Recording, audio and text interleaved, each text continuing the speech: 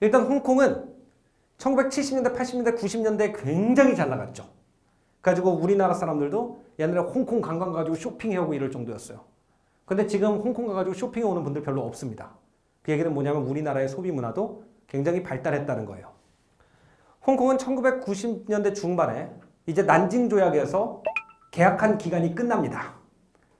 그 영국인들은 상도덕을 좋아하는 사람들이고 계약은 지켜야죠. 그래서 홍콩을 중국에 반납을 하게 되죠. 그래서 홍콩이 중국에 반납이 된 20주년에 제가 홍콩에 가 있었어요. 홍콩 여기저기에 저렇게 열렬 경축 홍콩 회기 조국 20주년이라고 걸려 있었는데 사람들이 별로 열렬하게 경축하는 분위기가 아니었습니다. 아까 말씀드린 여러 가지 그런 차이가 있기 때문에 중국의 일부가 된다는 것이 좀 불편한 부분이 분명히 있는 거예요. 근데 이제 일부가 되면서 홍콩의 모습이 바뀐 건 사실입니다. 일단 홍콩은 아까 말씀드린 대로 굉장히 전통이 긴 한순간에 중국이 아무리 경제 개발을 한다고 해도 베끼기 힘든 금융에 대한 노하우가 있습니다.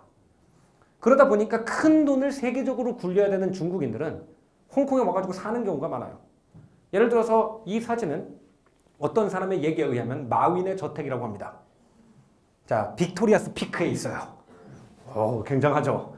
그래서 이런 중국 부자들이 홍콩으로 몰려오기 시작하고 중국 사람들이 홍콩의 집이라든지 주식 같은 걸 사야지 안심이 되는 거예요. 중국은 아직 금융 시스템이 믿을만하지가 못하니까. 그러면서 홍콩의 주식 시장하고 부동산 시장이 비정상적으로 뜁니다. 제가 지난번에 그 화폐는 무엇인가 강의에서 잠깐 소개했던 마운트 니콜슨 아파트를 잠깐 다시 가볼게요. 아시아에서 가장 비싼 아파트라고 하죠. 아파트 가격은 평당 6억 4,400만 원. 우리나라 강남 집값의 무려 10배가 넘습니다. 그리고 이것은 우리 왜 젊은이들이 그러죠. 뭐 30년 동안 숨만 쉬고 저축해야지 집 한 채 산다. 홍콩 젊은이는 2745년 동안 숨만 쉬고 저축해야 집을 삽니다. 이게 비정상적인 거죠.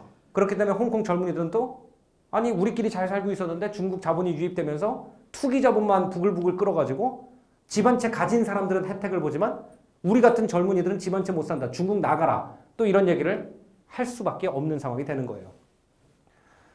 하지만 집을 가지고 있던 사람들한테는 참 좋은 소식입니다. 그래가지고 1990년대부터 중국이 점진적으로 개방하면서 2000년대 초반이 되면은 세계 부자 순위를 정하는 포브스 잡지 커버에 홍콩인들이 굉장히 많이 나오기 시작해요. 예를 들어서 리카싱, 데이비 콱, 스탠리 호 이런 옛날 대영 제국 시대 콤프라도 이름과 비슷한 이름을 가진 사람들이 굉장한 세계적인 재벌로 떠오르기 시작하는데 이 사람들이 참 재미있어요. 역사를 보면.